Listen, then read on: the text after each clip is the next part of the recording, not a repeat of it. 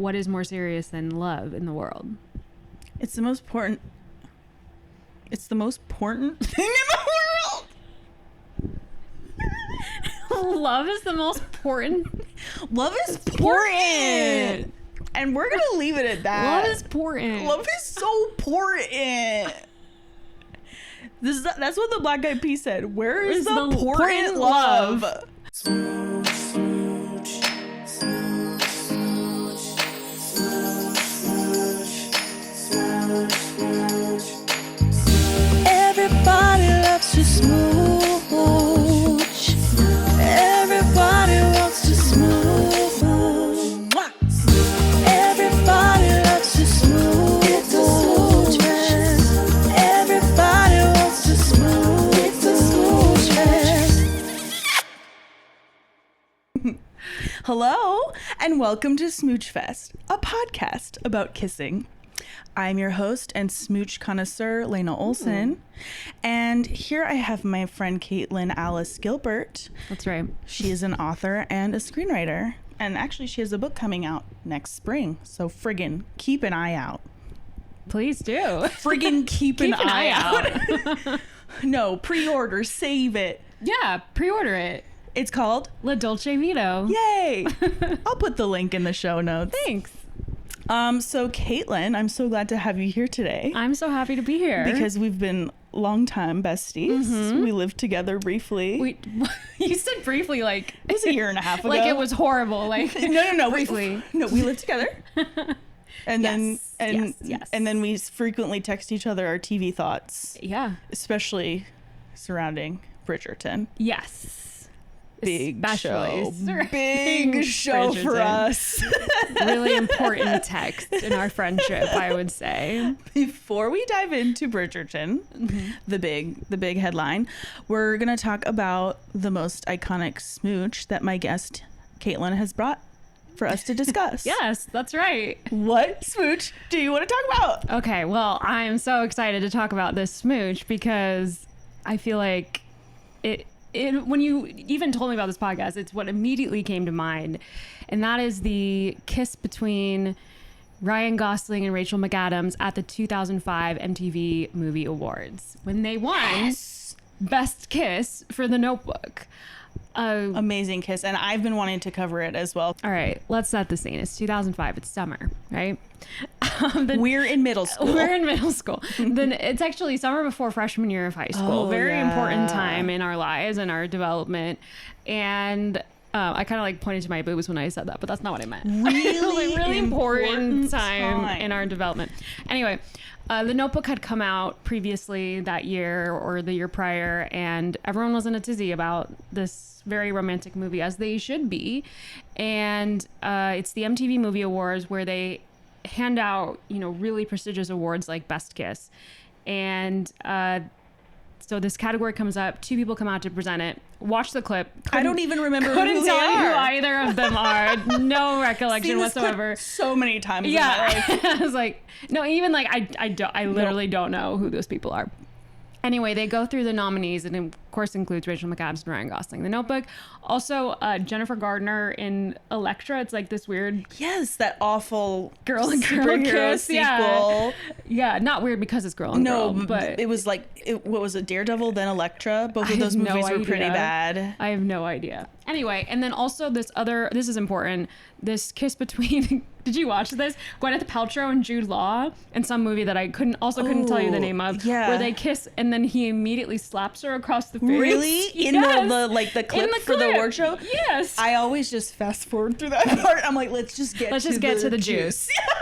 We said juice at the same time. Oh my God, we're besties. Okay, so anyway, they announced the award. Ryan Gosling is sitting in front of Rachel McAdams, I believe, or vice versa. It's important. They're not sitting They're together. not sitting together.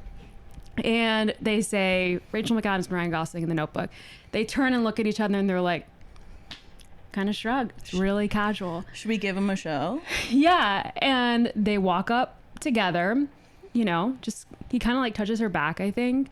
And then all of a sudden they go to separate ends of the stage, and Rachel takes off her blazer. She's wearing a blazer, like a pantsuit situation. Takes off her blazer. She's wearing this like sleeveless, strapless corset top. And then Ryan, I think he's just wearing like jeans and a t-shirt. And his shirt says Save Darfur on it. His shirt says Save Darfur. To really place you in the time that we were in. Yeah, and Ryan Gosling has always been Ryan Gosling. Yeah. Very consistent. We love that. And he like kind of does like a little warm-up jig. Loosen up that Loosen neck. up. And then they run across the stage, meet in the middle, and recreate the Notebook kiss just with so much enthusiasm. Yeah, she jumps on into him. his arms. He's holding her. He's got a hand on her butt, and they just are kissing. Yeah, his hand is in her hair. Hand is in her hair. Oh, She's just like all over me. It really feels like you're watching two people kiss, have their first dance at a wedding. You know what I mean? Yeah, like yeah. it's just so like So much everyone's passion. excited for them. yeah. Lindsay Lohan in the crowd is excited. They panda. It really places you in the time again. They panda Lindsay, and she's like, "Oh my god!" And then they show Hilary Duff. yeah, It's very. who apparently they were famously feuding at that time. So they had to get both their reactions. Yeah, and then they have this like cute moment where like Rachel's up there and Ryan's like standing back, and she's like, "Get up here!" Yes. And then she like doesn't really say it, and he says like, "It was My my pleasure." So hot. And then he like kisses her on the head. Also, okay, something I really love is that he's chewing gum the entire time. So he's just so casual, just like, So cash. it was my pleasure. Yes. Okay, and I didn't confirm any timelines, but they were dating at this point, right? So this was some interesting BTS that I found out about, which was they famously fought each other on set, which I didn't know. Oh, really? They were like they hated really each other. hating each other on set. Ryan tried to get her fired. Yeah, which I'm like, okay. Hot. Oh, I mean, terrible. Ooh. Oh my god. But yeah, no, like I was like, okay, so they didn't like each other while they were shooting, and then they were shooting in 2003. Okay. The awards happen, I guess, 2 years. The movie comes out in 2004. The awards happen a year later. Yeah. They didn't start dating until 2005. So Really? So like a year probably passes by since they're doing press for The Notebook and them getting together. Really? Yes. And so they dated from 2005 to 2007. And so I'm thinking this was probably this Best Kiss Awards scene must have been within the first few months of them dating. It seems like it. Yeah. Because they're in that So throw that of being hot for so each other. excited Yeah. for each They're other. so in love. It's like, And basically, this was like them hard launching their relationship to 'Cause there was no the outside Instagram. world. There was no social media. Oh my God, that makes so so that was much another reason sense. why everyone was freaking out, because they're like, are they just doing this to like as an act, or is this like, are they together? And that's when it like became out in the open that they were dating. I was thinking about that today too. Like, I was like, oh, I must have watched it live because that's how I found out about it. But then I was like, oh, there was no social media back then, really, besides like MySpace. So there was no way to find out about it unless you watched it. So it makes sense. Or like, I guess you could have seen it in the news. Yeah. But I don't know. Can you imagine if that happened in the age of Twitter? Oh my God. Well, one, it's like, would we have found out that they were That's dating true. beforehand? Would Dumois have? Dumois would have broken the story. Wow. But no, if that had happened on Twitter, that would have been one of the best days on Twitter. It would have been, yeah. Instead, what we experience is like every couple of months, this clip resurfaces and goes viral again. And it's still one of the best days on Twitter. So, It's, yeah. God, I was so obsessed with their relationship when I was a kid too, because they just had so much chemistry, and They really did. and they seemed so hot for each other.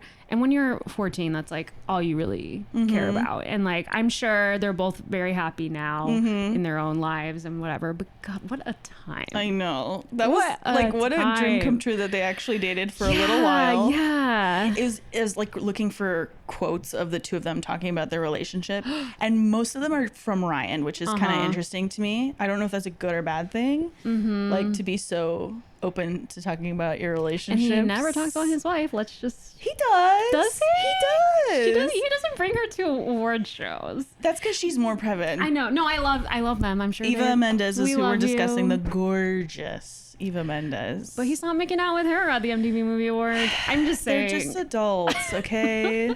The one thing that I found really adorable about him and Eva Mendes' relationship is someone asked him, who's your favorite person to FaceTime? And he says, Eva's mom.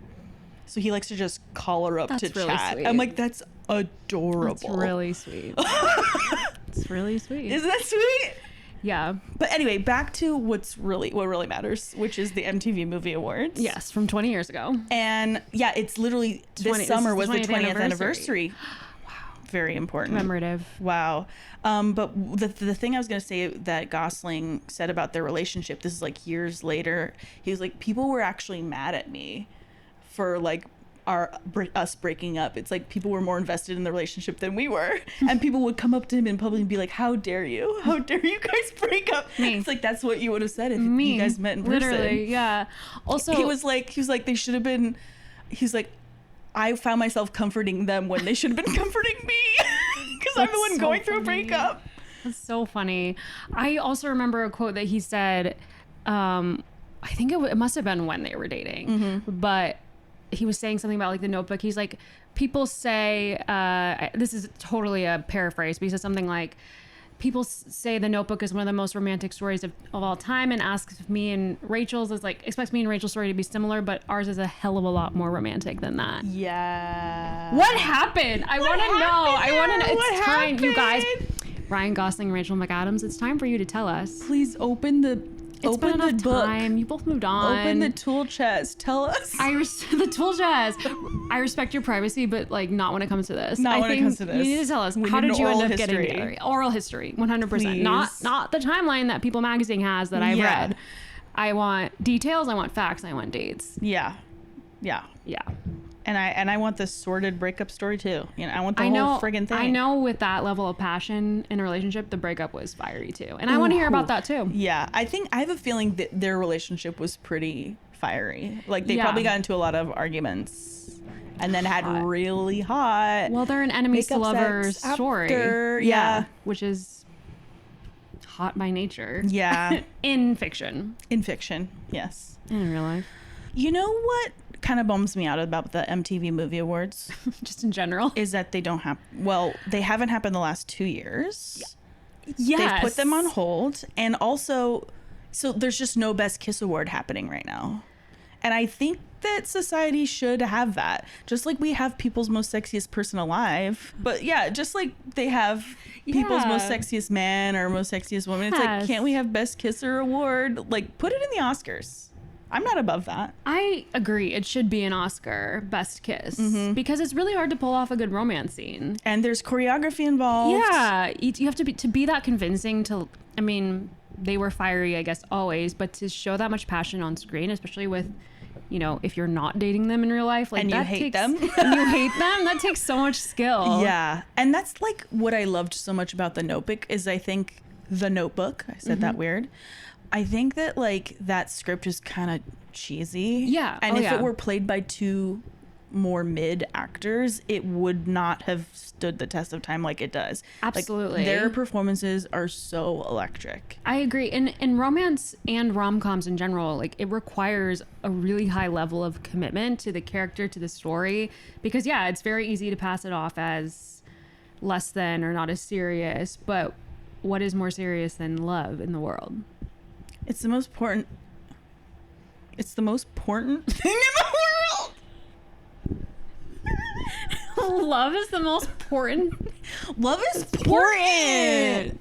And we're going to leave it at that. Love is important. Love is so important. That's what the Black Eyed Peas said. Where is the important love? Okay. Moving on. Now it's time for Caitlin to share a personal story Yeah, from her past. from my past. It can either my be sordid past. Her sordid past. It can either be your best kiss, your worst kiss, or your first kiss. Which one would you like to share?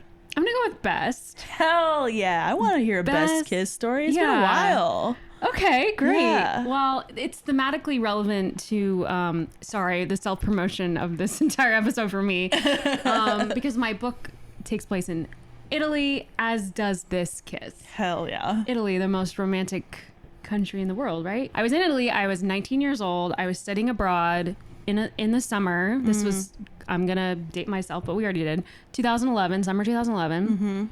I was studying abroad in a small town called Orvieto, gorgeous town in the Umbrian countryside. Really studying the scene here. Hey, I want that. Hilltop town. It was my first time in Europe. It was like very much a, coming of age summer, I would say, for me in general, just growing up and learning how to be a person, all of that.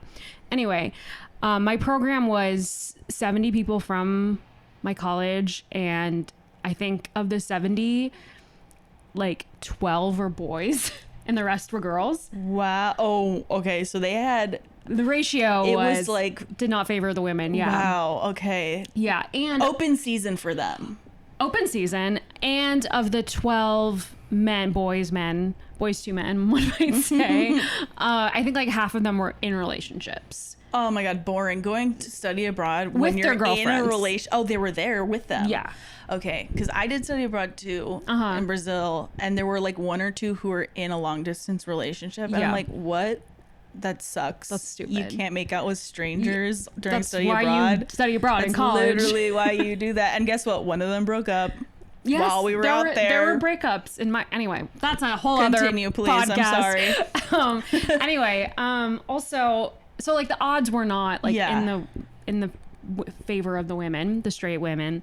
And also in the town itself, it was very much... I mean, it's like any small town, mostly like families and older people. So just not a lot of single men around in general. Yeah. But about halfway through the program, by the way, this is not the most like progressive story ever.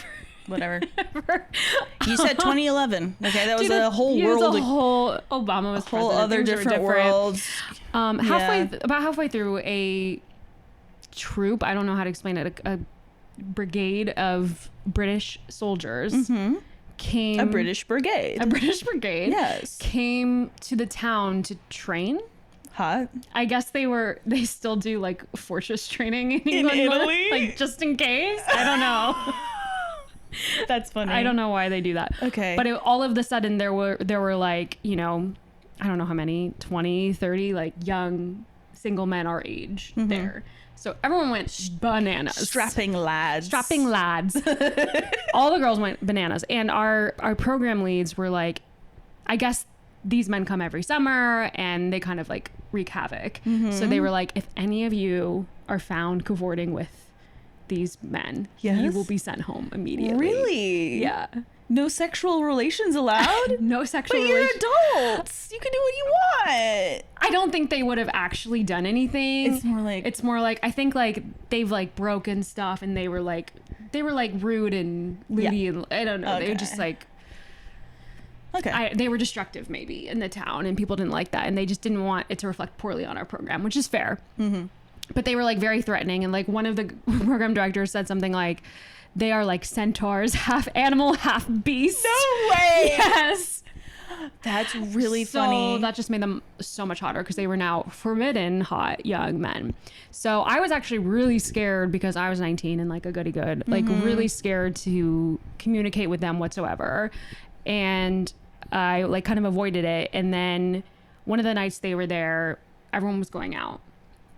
And so I was like, okay, yeah, like, let's go. And there was one bar in town, and that was the bar that we went to. Everybody was there on the weekends especially, but like most nights.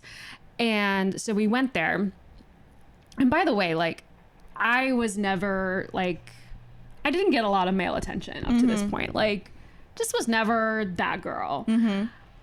When I walked into that bar, ooh, I have never felt hotter in my entire life because an entire like circle of them just like came up to me. Oh my God. And this were just blonde like, American girl. Immediately, all of them were like treating me like I was, I don't know who's a hot person. Exotic.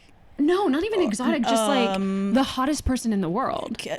hot person. Rachel McAdams. Rachel McAdams. Literally, like, it was... Charlize Theron. Yes. Yeah. Hottest person in the world. Yeah. Genuinely, like, it was crazy. Like, they all of this male attention was coming, and I was like, and I was with my friend Michelle, shout out, who was my roommate, and she was even like, what is going on? Because it was just crazy. Like, there were conventionally hot, not that I wasn't conventionally hot, but there were just like stereotypical hot girls in our group, but for whatever reason they like all chose me. And they were kind of gross. Like, they were just, I don't remember what they were saying, but they're all coming up to me like, oh, well, you know, that was my British impression. And like kind of saying gross things. Like, I think the guy, he was like the captain, maybe the head of the group, Chief officer. I don't know. He was like, which one of us is the hottest? And I was like, I don't know. And he was like, and then he points to this other guy, and he was like, and this guy was cute. Yeah. He was like, sorry, this is such a long story. No, please. He was really cute, and he was like, which one of us would you suck off in an alley? No way. And I was like, ew. Neither? And he's like, no, just pick one. Ew, what a question. Just say, which one do you think is hotter? Yeah. And so I said, that, and I pointed to this guy, the other guy. Yeah. And he like goes and he like puts his arm around me. Ooh. It was just like crazy like that. And I can't remember exactly, but I think we were like kind of talking again. Like, I was just like, what is happening? Yeah. Is this a prank? Am I being carried? No. Like, it was crazy. So anyway, that like kind of continues for a while, and then we proceed to like get drunk, of course.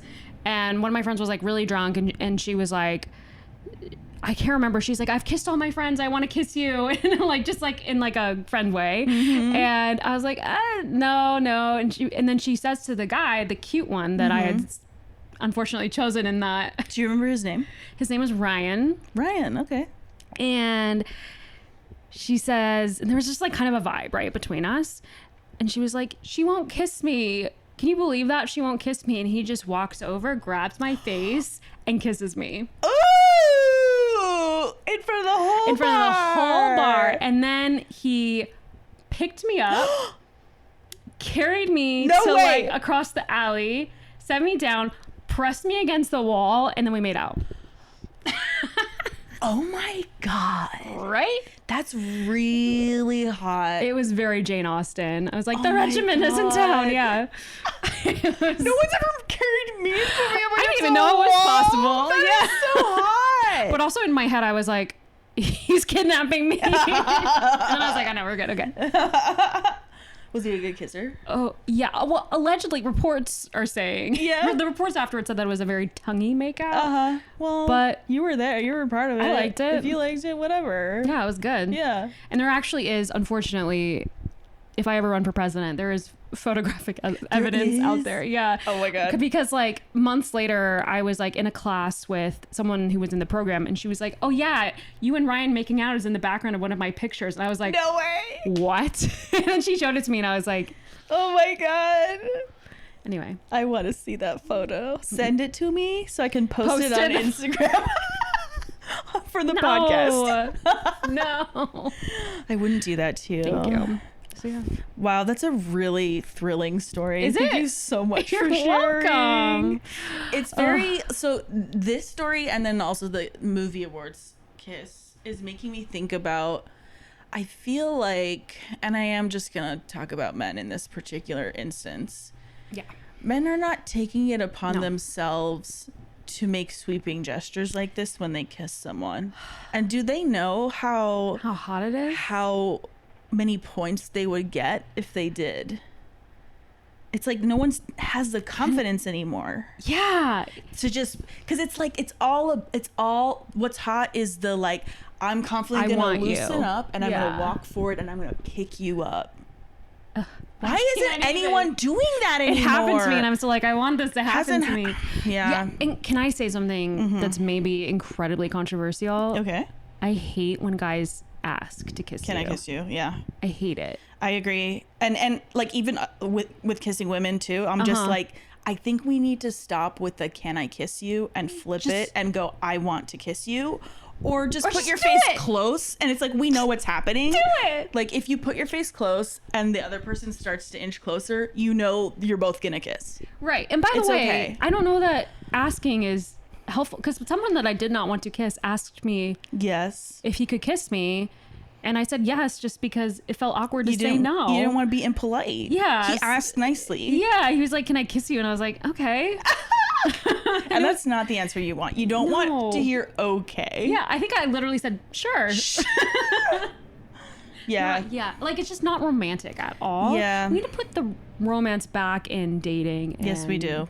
Relationship, because there's just none anymore. I know. It's just, everybody so needs sad. to just really take a risk. Take a risk. Make take a sweeping chance. Make a gesture. change and break away. Yeah. Yeah. That's Kelly Clarkson. I was trying to figure out what song that was. I was like, is that Natasha Bedingfield? No, Break No. Away by Kelly Clarkson. Break away. It's a smooch fest. Well, Caitlin, Mm-hmm. thank you so much for sharing that amazing story. You're welcome. We are now going to get into... If my parents are watching, I made that up. Yeah, she made it up. She's such a good writer. They should be happy this happened to They you. should be happy this They should be happened to happy for me. you. We're gonna be talking about Bridgerton, similar to the last episode, the Smooch Smackdown with friends. We're covering the 3 power couples from season 1, 2, and 3 of Bridgerton. So, just to start off, let's just talk about our feelings about Bridgerton and when the first season dropped. Like, what? Yeah. Where were we? How did you Where feel? were we? What are your thoughts?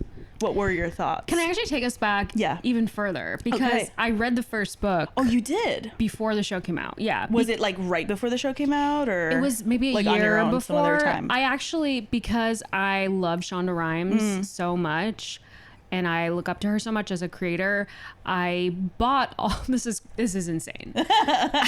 They released like which books she was adapting for her Netflix slate, Mm. so I bought all of them to read, or someone lent me the first Bridgerton book, just in case she wanted to call me up and ask for help. I don't know. Have you be a writer on the show? Yeah. So anyway, I read the first Bridgerton book. I actually borrowed it from somebody, and I just remember thinking it was, well, first of all, it was the first romance book I had ever read. Mm-hmm. And I am now a romance author. That's the first one? That's the first one I read. I'm really And this was, surprised like, that was the first one. 2019. So it was like kind of late to the party. Yeah. I think I had like a preconceived notion of what a romance novel was. Same. Honestly, like it was around 2018 when I started reading romances too. Yeah. Like proper romance books. Yeah. And now I'm like, it's one of my It's favorite genres. the best. Yeah. Anyway, I read it and I was like, oh, I didn't know you could do this, because it was so hot and it was like very witty and the characters were very interesting. Like I was like, oh, Daphne's not this hapless idiot like looking for someone to save her. She's a fully formed character. She has her own thoughts and opinions and ideas. She's a little naive, sure, but she's her own person. And it was funny and biting and I loved it.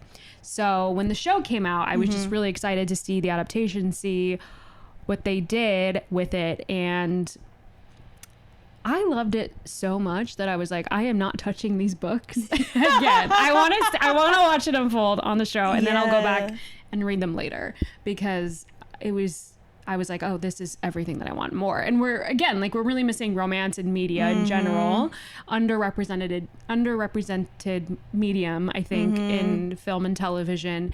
And not since, I think, the other Shonda shows like Scandal and the early seasons of Grey's have we seen passion of that level on screen. And it was so important to see that. Yeah. Seeing hot people kiss is just the best. It's fun. I love it. I love it too. I And freaking love it. gosh, Reggae John Page. We miss you. I miss miss you, Reggae him. John Come Page. back. What Come are you back doing? to Bridgerton. I liked you in Dungeons and Dragons Honor Sure. Among Thieves. You can do but both. You can do Look both. at Jonathan Bailey. Exactly. So let's back up to when the show started. Yeah. We are deep in the pandemic. Yeah. It's December 2020. Yeah. Christmas Day. And I don't know about you. My experience of lockdown is that I lived alone. I was not dating anyone. Yeah. And I think I really, and like when lockdown happened, I was just like, I'm not even gonna be on the apps or try to date because what's the point? I don't know how long this is gonna go on. I'll just try when we get out. Yeah. And so I really kind of forgot that I had desire. I remember I was like watching it. I just like turned it on like late at night while I was visiting my mom for the holidays. And I was just like, oh my God. Yeah. Oh my, I forgot that I have desires and that I have a libido and that love is actually a many splendored thing. Yeah. And it just turned me feral. Like I watched it probably 3 times in a row and I was just like, I loved the shit out of it. Yeah, same. Yeah, it was such a great time for it to come out. I was never lower than I was around that exact time. And for it to come out, like, it was just such a lift. Yeah. And it was like, oh, right, the world exists. Yes. And connection is powerful and important in our lives. And I feel like I'm very different than you. Like, I'm very much an introvert. I'm not a big like physical touch person, but even like me, for like being locked down that long, I was like, oh yeah, ready to get out. It'd be nice to just like brush pinkies against someone else's hand. Definitely. Yeah. Share a longing glance. I know. You can't really do that over Zoom. You just can't. You can't. So it was so nice to have that show come out then. Such a comfort. Also, there's something about like the second season came out, I think, March 2022. And so... very important time in my life. That also was a dark time for me. Well, not dark, but it was just like springtime. It's springtime, and the show is springtime. It's bright colors, it's flowers. It's very colorful and hopeful, and you're just sort of like, oh my God, look at all these beautiful colors. I totally feel it. It's blooming. It's just it blooms something inside of you. It just wakes you up as well. Yeah. So let's talk about Daphne and Simon's like first kiss. Okay. So it happens in episode 4 of season 1, and Daphne and Simon have been pretending to be interested in each other to kind of help each other during the season. He doesn't want to be approached by other women. She wants men to be attracted to her and want to marry her. Yeah. Why weren't they again? Because she was trying to she paired up with him because Anthony had promised her to that old guy. This old weird looking Lord Burbrick. Lord Burbrick. Yeah. So she like needed to something to get away from him. Yes. Okay. And then of course that opened up other exciting men like to want to date her. Yes. Yeah. And then of course in their hanging out and being out in public together, they become attracted to each other. Because they're both hot. What are you going to do? And I think this is one of my favorite tropes, is pretending to be in a relationship and then falling in love. Fake dating. Yes. With the caveat that like they both have to be getting something out of it. Yeah. Absolutely. It has to be an equal partnership, an equal endeavor. Yeah. But what I love about it is just because of that, it's like they both get to be super honest about what they want and like, and just are themselves. So then when they do fall in love, it's because they genuinely love each other. Really are. Which is like not super common in that time, because it's kind of just like, you couldn't be open like that. No. He tells her how to touch herself. When they have sex for the first time and he's like, did you touch yourself like I told you? So hot. Yeah. Hot. Sorry, I just squealed. He cares about her pleasure. He cares about her pleasure. Wow. I hate that word. I do too. Anyway, so that's what's leading up to it. And then he eventually realizes that he's getting in the way now. Like he needs to get away. So he kind of breaks it off with her and he's like, I've helped you try to find somebody. I'm going to leave. But he goes to one more ball. As they always do. And then she yells at him. And the prince has proposed to her at this point, right?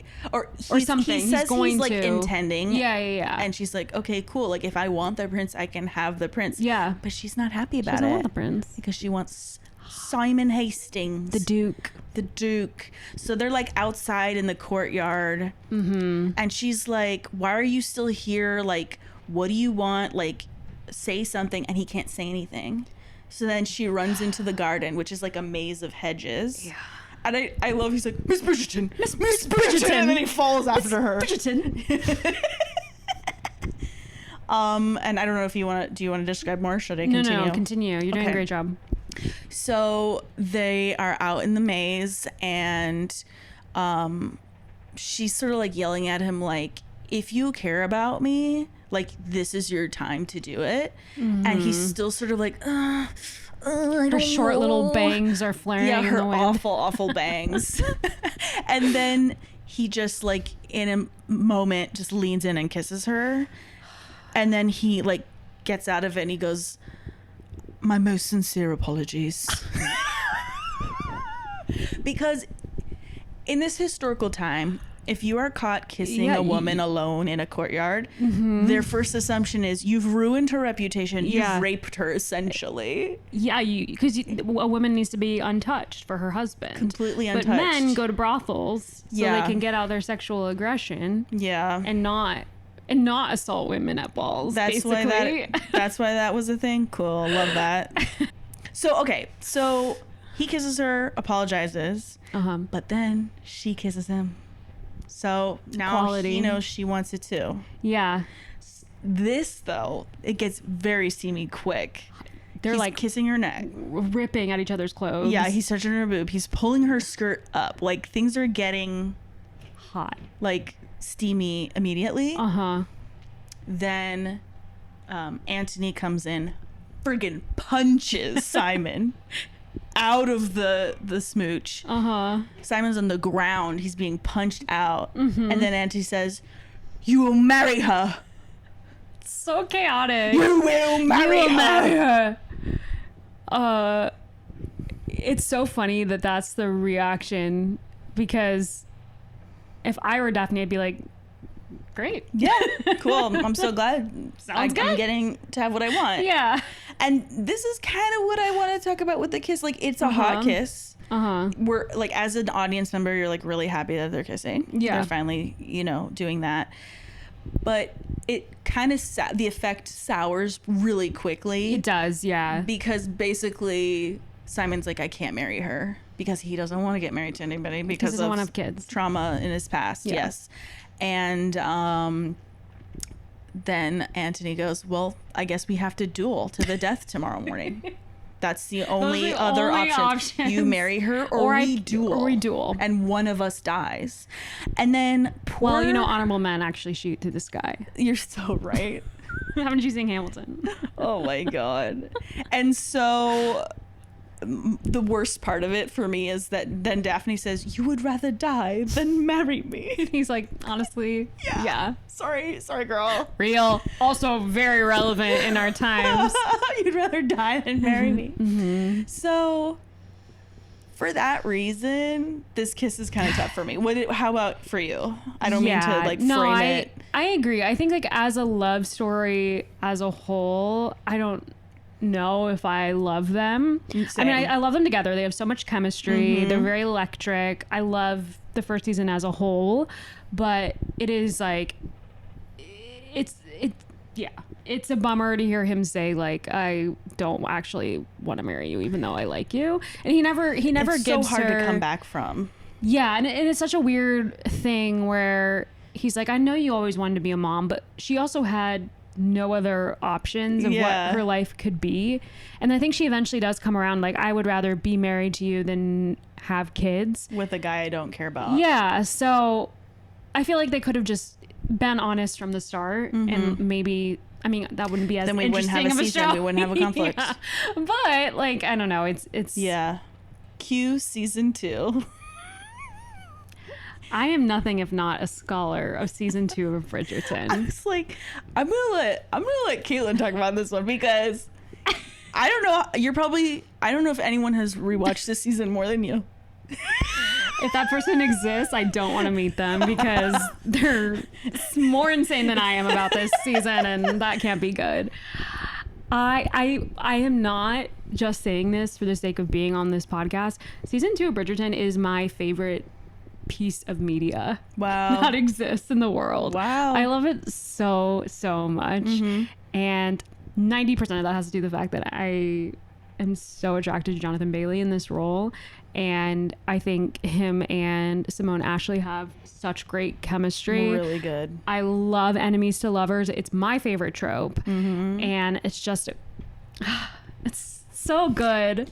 They're just all the yearning. Their acting is so good. I love yearning. He's so committed. She's so committed. It's just, I think I'll say this before we rank things, but I think of the 3 male leads, he is the most committed to the romance and to the yearning, and the way he looks at her, like he just really understands what people want to see. Yeah. He knows his angles. Like, yeah, he lets himself be objectified Yeah. in a way that I don't think the other 2 guys, like there's like a self-consciousness to them. And I think there's something to be said about the fact that he's a gay man. I think so. I think he just like knows what he knows what women people want. in general find are attractive in men. Yeah, that's true. He's attracted to men, so he knows. See, he knows that like adjusting his sleeve or like doing this is gonna be hot. A forearm? Literally, Give me when he a gets forearm when he gets out of anytime. that lake and he's all wet, and then he takes off his suspenders. I mean, that GIF is online. It's so hot. also like when that season dropped. That's 2 years later, basically. Yeah. We had to wait a long time, and the amount of fan edits I saw on TikTok for this was like crazy. I was like, they are blowing the fuck up. And I watched a every lot. single one of them. Yeah, I watched a lot of them. I literally, like you just said, you watched the first season twice. Like I think I finished the last episode of season 2 and immediately restarted it. Like I was just like, this is the greatest thing ever. It's so good. Yeah, I rewatched it. That's the one I've also rewatched the most. But Okay. not as much as you. I think I've watched it 4 you don't know times. that for oh 4? Oh yeah. I watched it like 4 or 5 times. Okay, I watched it a few more times than that. I couldn't tell you how many. I feel like I've at least gotten a handful of texts from you like, I'm watching it again. That's so nice of you to say a handful when we both know it's so many more.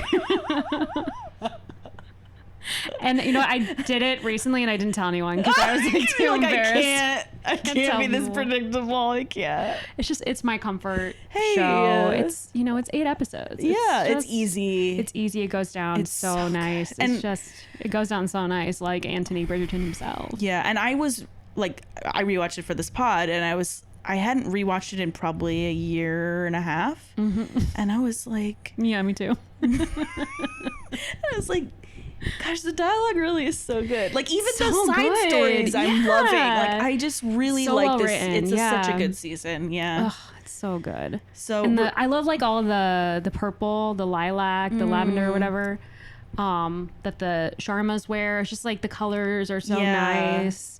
And I just like the Sharmas in general. Yeah. I like their story. yeah. I like Edwina. Yeah. Poor Edwina. Edwina's so good. She's great. I want to see her in more stuff. It kind of Yeah. bums me out that like, so we had the Queen Charlotte spinoff. I'm like, I'd watch a spinoff of Edwina and finding Absolutely. her guy. Yeah, I wish she was still in the show. Yeah. They kind of like do away with the romantic Secondary leads, characters. stories, which is unfortunate. Yeah. So Caitlin, can you just like set the scene for like what leads up to their kiss, season 2, episode 6? Wow, so much. It's a lot. So They make us wait. yeah, they have immediate chemistry and tension when they meet, but Anthony kind of says something that makes Kate write him off as like a bad person, and she's not interested. And she's also in England to find her sister a match of nobility. And she's doing, Edwina's going through the season. Eventually she ends up being courted by Anthony. They're engaged. They get engaged, even though Anthony and Kate have so many moments, so many tension-filled moments, and Where they're just staring at each other and their faces are so close. and he like when that scene, you are the bane of my existence, I'm the object of all all my my desires. night and day I dream of you. I can do the whole thing, but I won't. That scene is just hot. So like so many, like what's the word?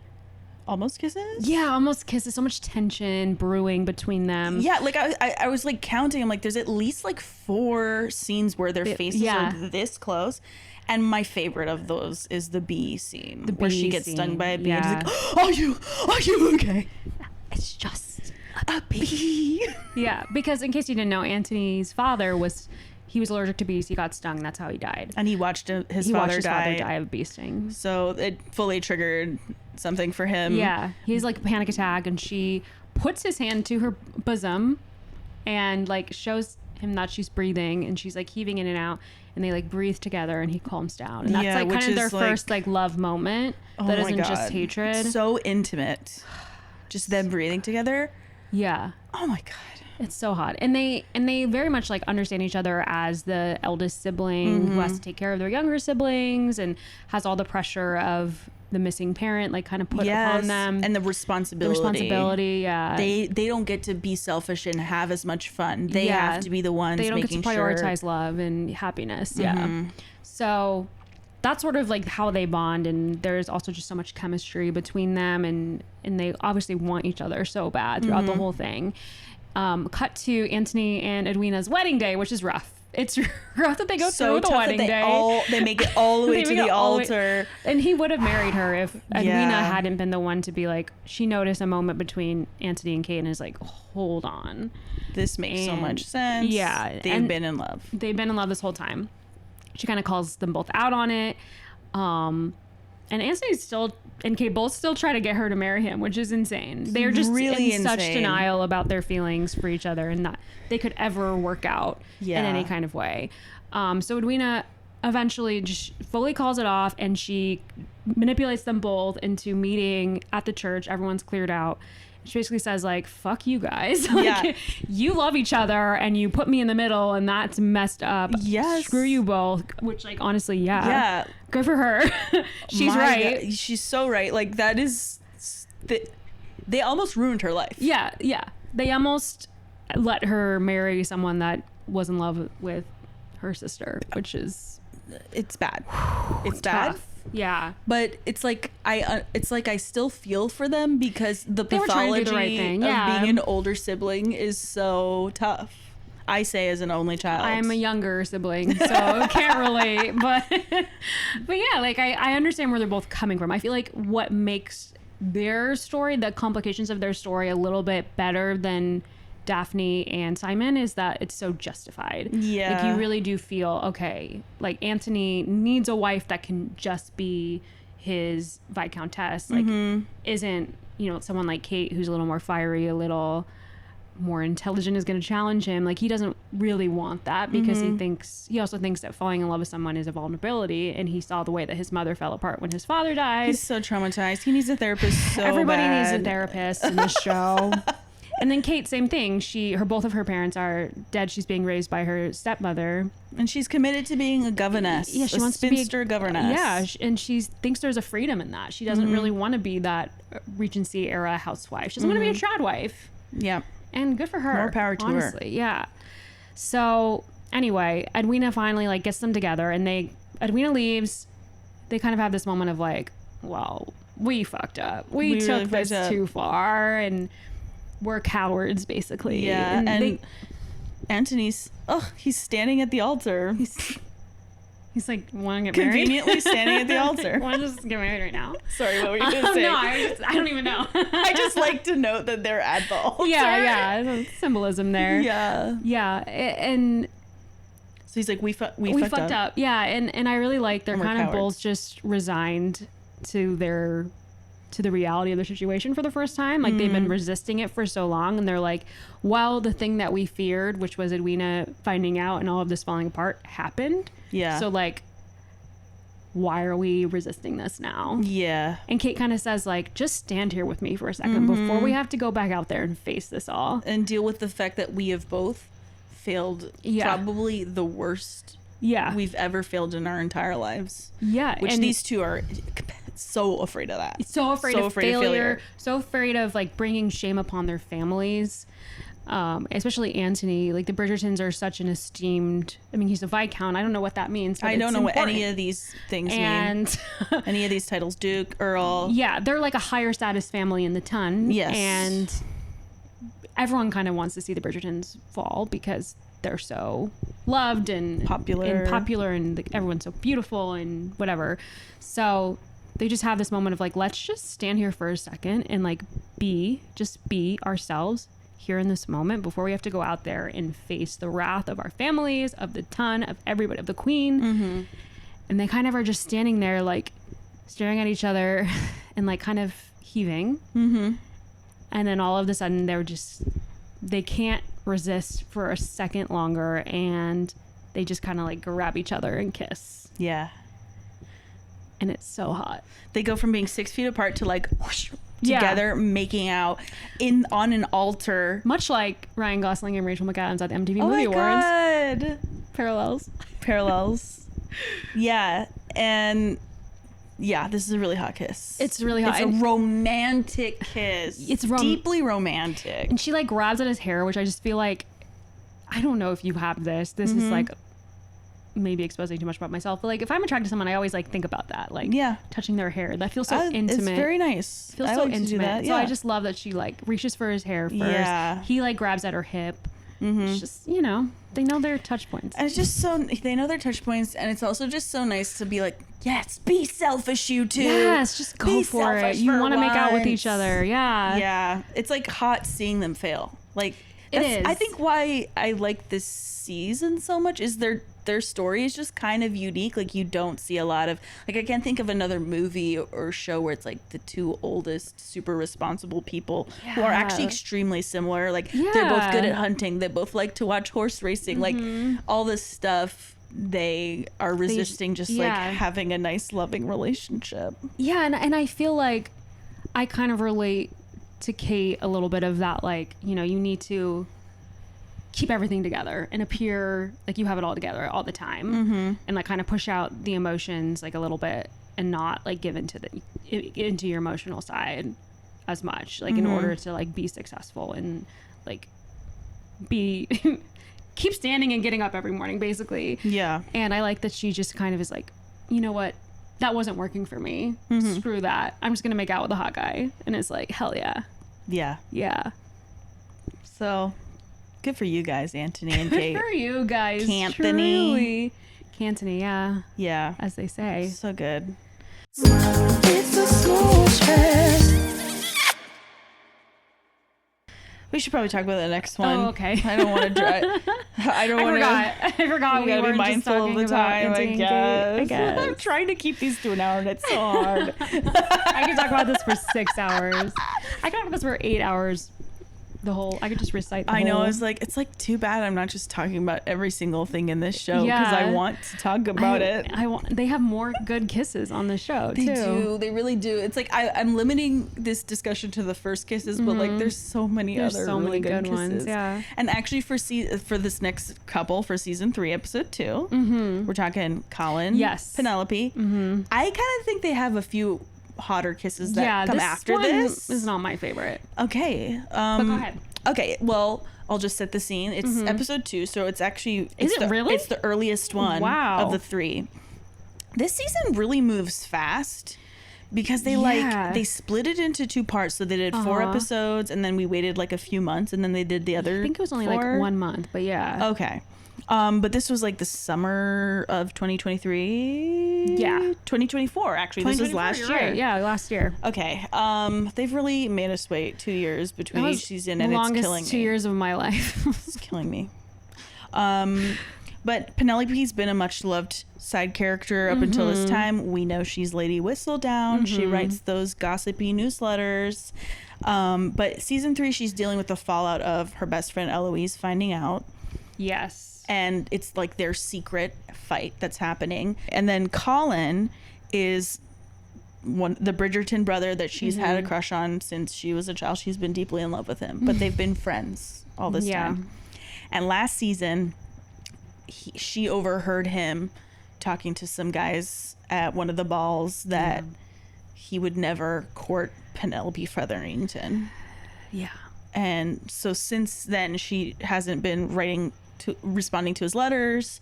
She's like heartbroken over him and just like disappointed. Yeah. So, start of season 1, Colin's back in town after his many travels. He's developed pectoral muscles. Sharp They changed his hair, and he's wearing a pirate jacket. He's wearing a big swashbuckling jacket that goes down to his ankles, and that makes him hotter. somehow.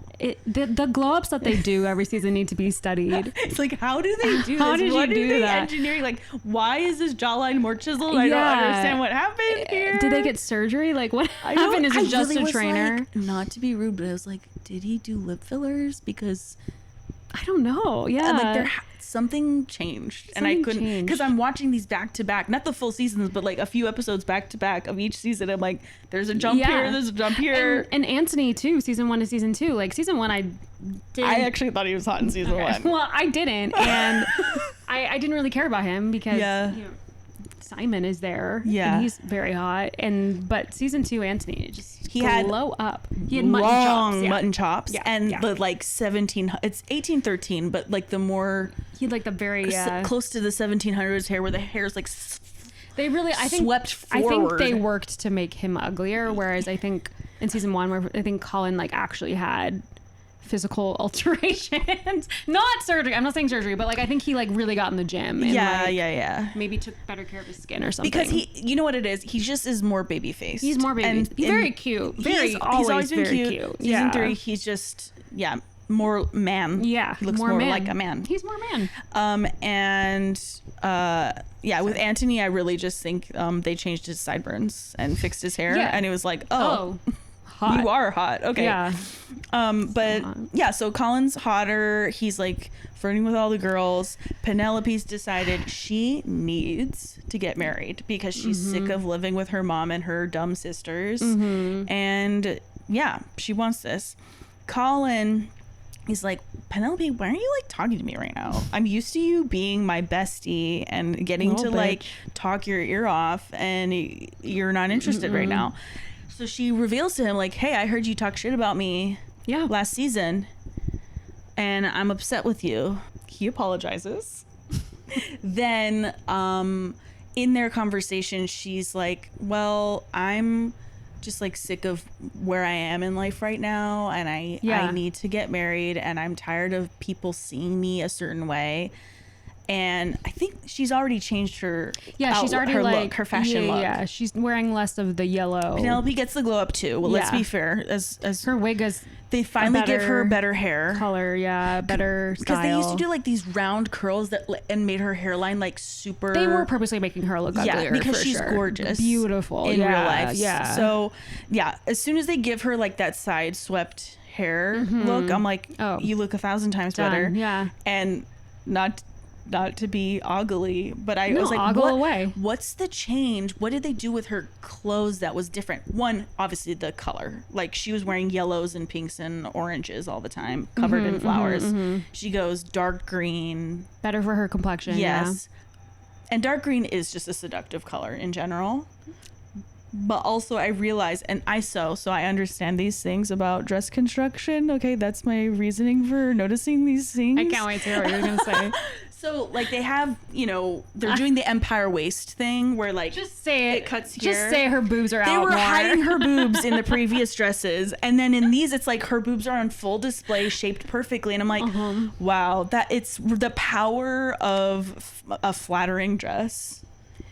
Yeah. It's crazy. I was like, crazy. Like, well-tailored garment. Like, wow, like they were doing the empire waist like right here. Yeah, like cutting it off. Yeah. I was like, oh. She got boobs. She got great boobs. And she's said that in interviews. So I think it's fine for me to highlight it.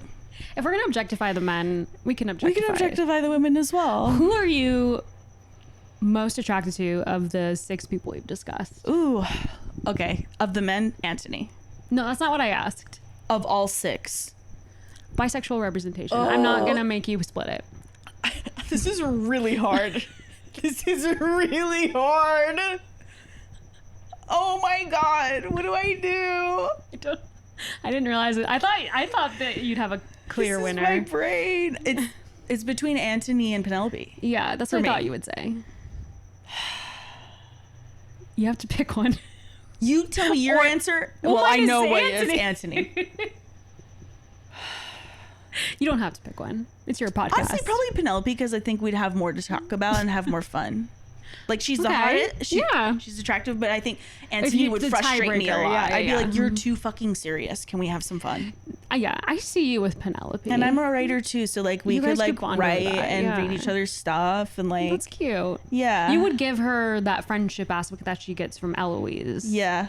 Without being a huge bitch. Exactly.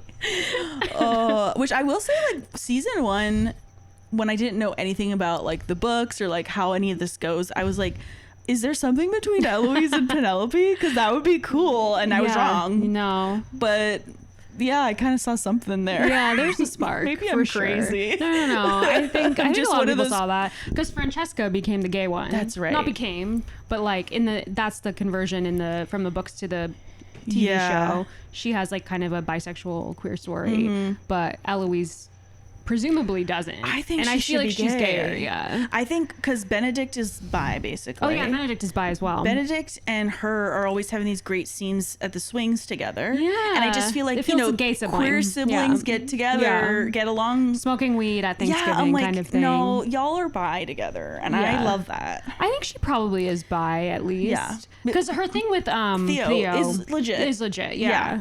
So Anyway. moving on to Everyone's gay. Colin, everyone's gay in the world. Colin and Penelope. Yeah. Basically, Colin's like, okay, I'm going to try to make things right. And I'm going to help you figure out how to flirt properly.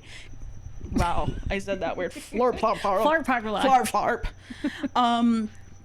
So she's got this glow up, but she's been awkward as hell to Yeah. the men that have approached her at these balls. She doesn't know how to talk to men. She doesn't know how to Relatable. interact. So Colin's like, I'll give you flirting lessons. Which is like, oh, I love that. I love that too. I love that prospect. great trope. I wish we had gotten like 3 episodes of that, to be I honest. know, it's so it was so short. But he does that. Uh-huh. They're kind of having moments during these flirting lessons of closeness. And then, unfortunately, the cat gets out of the bag among the ton. That's right. I forgot about that. He Is doing that. and that effectively ruins their plan. In 2 episodes. In 2 episodes, I wish it was longer. It's so quick because Yeah. by the end of the 4th episode, they're engaged. Right. Okay. And that's when they break for a month or so. right. Okay. So then Colin comes over he bribes her maid to talk to her in private. Oh, I forgot about that. You just saw the kissing scene itself. Yeah. So he shows up at night. She answers the door and he's like, I bribed your maid so I could just speak with you really quick. I'm so sorry about what happened. Are you sweet. okay? That's very sweet. Very sweet. And then she's like, everything sucks. Like, Yeah. my chances are fully ruined. Like, it's probably not going to happen for me. Can I ask you to do one thing? Can you please kiss me, Colin? The way she's Colin, Colin, could you please kiss me? please kiss me. And he's I like, don't want to die without never being kissed or something like that. I love this line. She's like, if I get killed tomorrow, it would kill me to never get kissed. He's like, well, you've already been dead. Such a You already himbo died. answer. Shut You up. would already be dead. So what? She's like, you know what I mean? I want you to kiss me. So then he leans in and kisses her.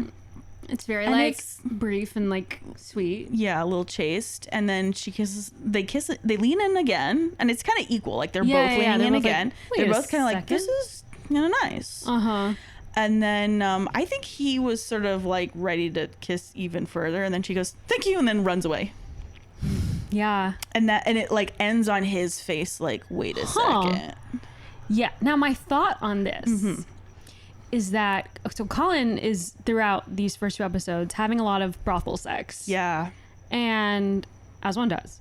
And I think what's happening like internally there is that he's never kissed somebody that he actually has like an emotional connection with. So he's like, Wait. wait a second, this is different and better.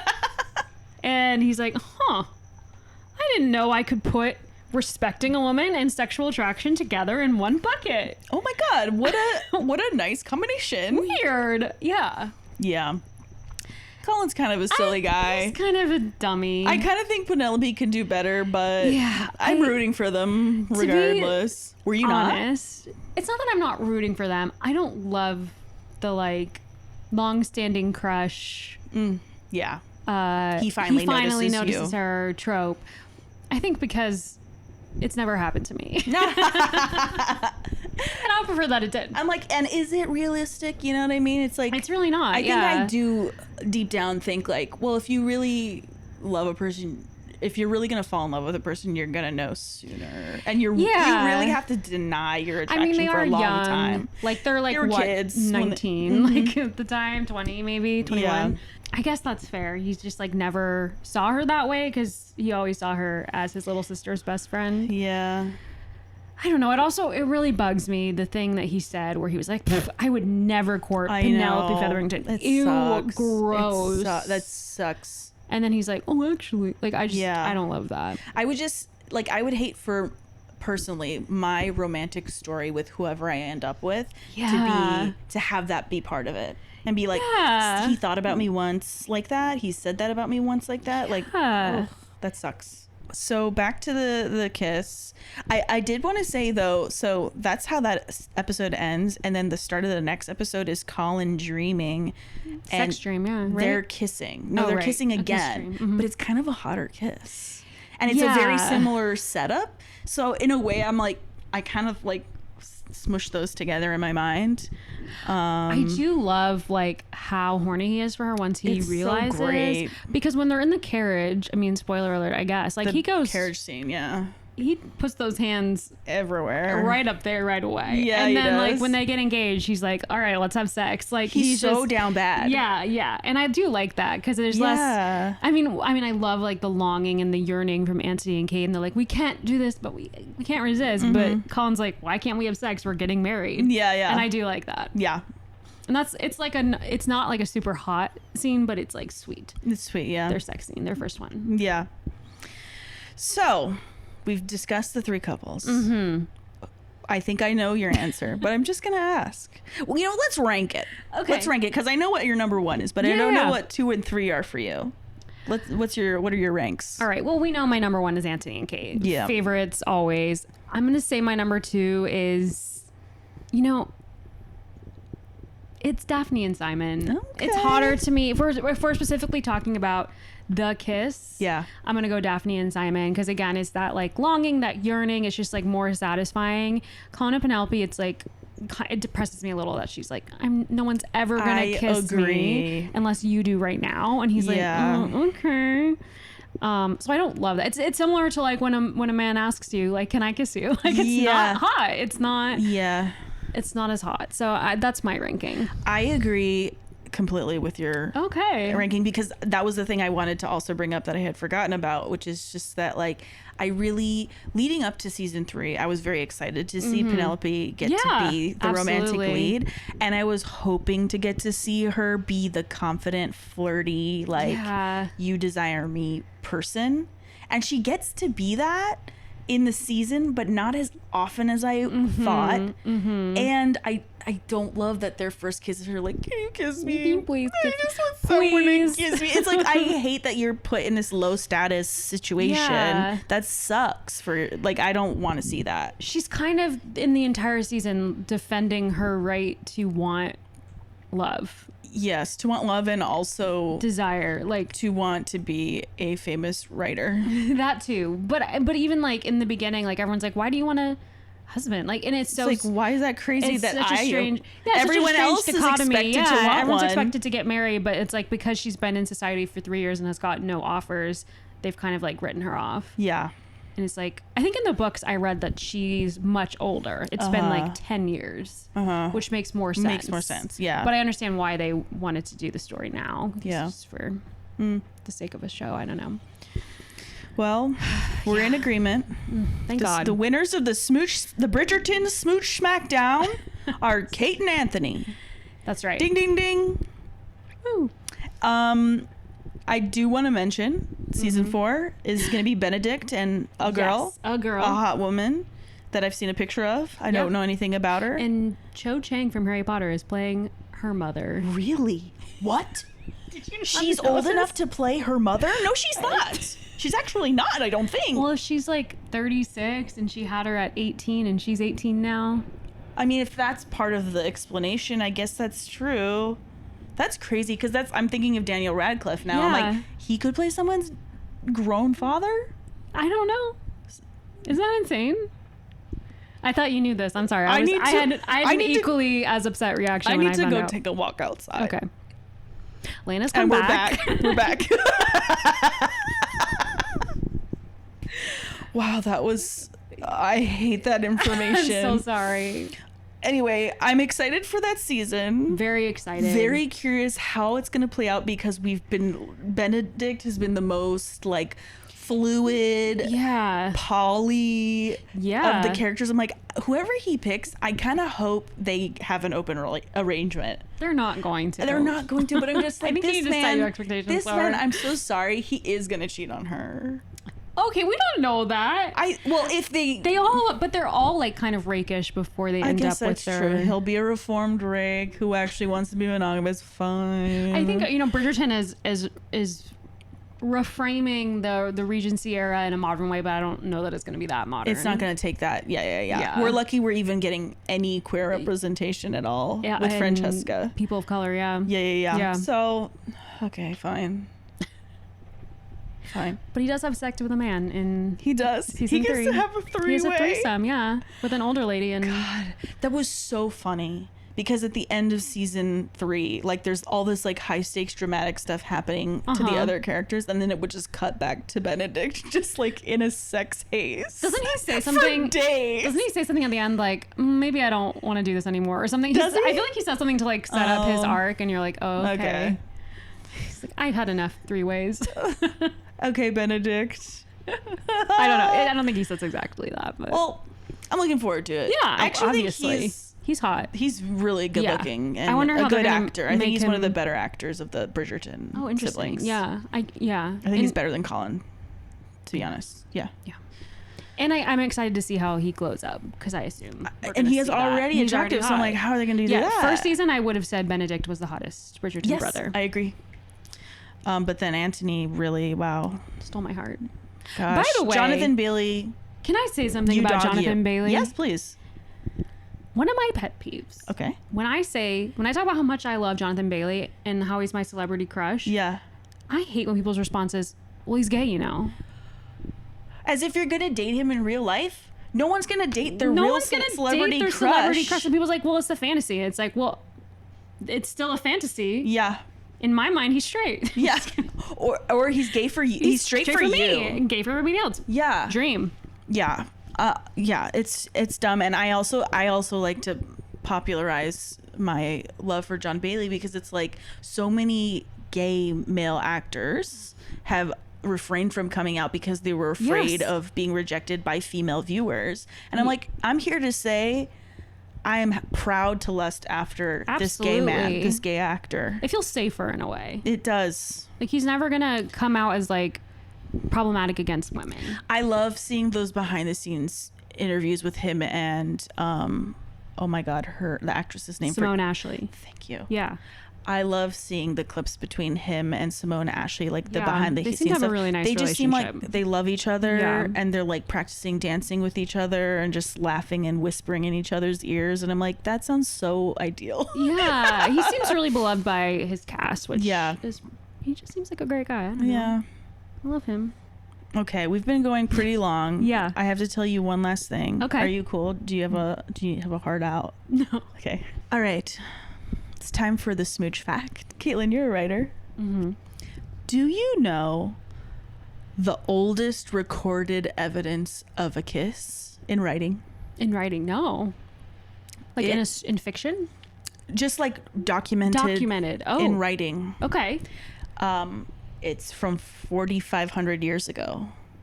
That seems short. Doesn't it? Yeah. Well, Were here's people not kissing before then? Here's the deal. I do scientists and me as well, smooch connoisseur Lena Olson, think that humans have been kissing probably since we in like the were ancient apes, times, people were truly having all kinds of Neanderthals affairs, and all yeah. that stuff. But writing itself, written history didn't happen until 5,000 years ago. Okay. I don't know exactly when. Sorry, guys. Okay. But at least I accept this. Yes. So, originally people thought that the first written mention of kissing was in an Indian Veda text, and then also Kama Sutra, classic Sure, Kama Sutra. And that was around 1500 BC. Okay. So that's 3,500 years ago. Like Close to 35. Yeah. Sorry. fast math. I can't do that.